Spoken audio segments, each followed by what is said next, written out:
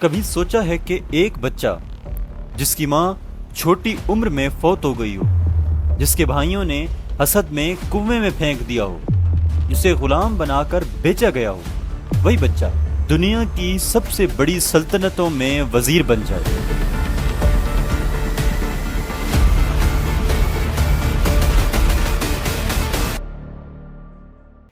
یہ ہے حضرت یوسف علیہ السلام کی سچی کہانی، ایک خواب سے بادشاہی تک کا سفر۔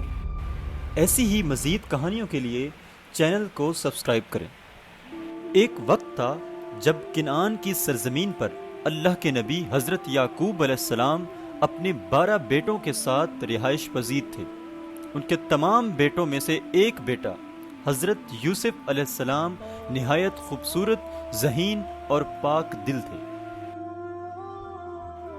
ایک رات حضرت یوسف علیہ السلام نے ایک عجیب و غریب خواب دیکھا اور دوڑتے ہوئے اپنے والد کے پاس آئے اور کہا، اے میرے ابا، میں نے ایک خواب دیکھا ہے کہ 11 ستارے، سورج اور چاند مجھے سجدہ کر رہے ہیں۔ حضرت یعقوب علیہ السلام نے اس خواب کو سن کر فوراً پہچان لیا کہ یہ کوئی عام خواب نہیں بلکہ اللہ کی طرف سے ایک عظیم اشارہ ہے۔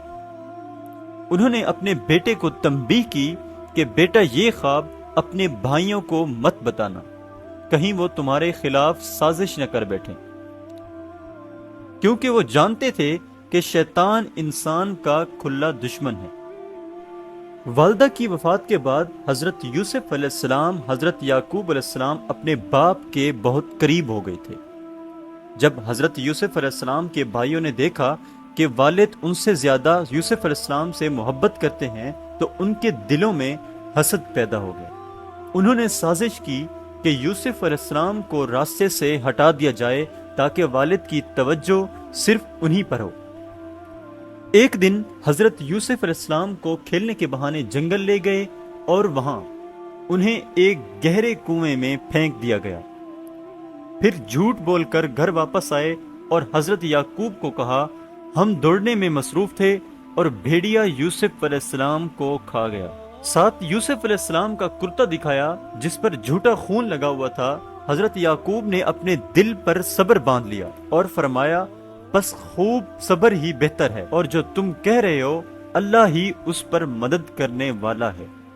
کچھ مسافر قافلے والے جب پانی لینے کنویں کے پاس پہنچے تو انہوں نے حضرت یوسف علیہ السلام کو کنویں سے نکالا۔ ان لوگوں نے انہیں مصر لے جا کر غلامی میں بیچ دیا۔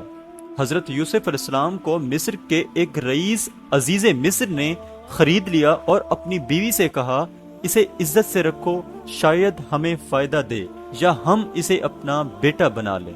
حضرت یوسف علیہ السلام جب جوان ہوئے تو اللہ نے انہیں خوبصورتی کے ساتھ ساتھ حکمت بھی عطا کی۔ عزیز کی بیوی ان پر فریفتہ ہو گئی اور انہیں گناہ کی دعوت دی۔ حضرت یوسف علیہ السلام نے اللہ سے ڈرتے ہوئے انکار کر دیا۔ اس عورت نے ان پر جھوٹا الزام لگایا اور معاملہ اتنا بڑھا کہ آخرکار حضرت یوسف علیہ السلام کو قید کر دیا گیا۔ قید خانے میں بھی حضرت یوسف علیہ السلام نے صبر کا دامن نہ چھوڑا۔ وہاں 2 قیدیوں نے ان سے اپنے خوابوں کی تعبیر پوچھی۔ حضرت یوسف علیہ السلام نے نہ صرف تعبیر دی بلکہ موقع سے فائدہ اٹھا کر اللہ کی وحدانیت کا پیغام بھی دیا۔ ان کی دی گئی تعبیریں سچی ہو گئیں۔ ایک قیدی بادشاہ کے قریب پہنچا لیکن وہ یوسف کو بھول گیا اور حضرت یوسف علیہ السلام کئی سال جیل میں رہے۔ 7 موٹی گائیں جنہیں 7 دبلی گائیں کھا گئیں، 7 سبز گوشے اور 7 سوکھے گوشے، کوئی ان کی تعبیر نہ دے سکا۔ تب قیدی کو حضرت یوسف علیہ السلام یاد آئے۔ حضرت یوسف علیہ السلام کو جیل سے بلایا گیا۔ انہوں نے خواب کی تعبیر کے ساتھ معاشی منصوبہ بھی پیش کیا۔ بادشاہ بہت متاثر ہوا اور انہیں عزت کے ساتھ رہا کیا اور مصر کے خزانوں پر وزیر بنا دیا۔ اب ہوتی ہے اصل کہانی شروع۔ قحط پڑا اور دور دراز کے لوگ مصر اناج لینے کے لیے آئے۔ انہی میں حضرت یوسف علیہ السلام کے بھائی بھی تھے۔ انہوں نے حضرت یوسف کو نہ پہچانا۔ حضرت یوسف علیہ السلام نے انہیں آزمایا، پھر اپنا تعارف کروایا۔ सब भाई हैरान और शर्मिंदा हो गए, लेकिन हजरत यूसुफ अलैहिस्सलाम ने बदला न लिया, बल्कि फरमाया, आज तुम पर कोई इल्जाम नहीं, अल्लाह तुम्हें माफ करे और वो सबसे ज्यादा रहम करने वाला है। हजरत यूसुफ अलैहिस्सलाम ने अपने वालिद हजरत याकूब को मिस्र बुलाया। जब वो आए तो यूसुफ के सामने झुके। यही वो ख्वाब था जो बचपन में उन्होंने देखा था।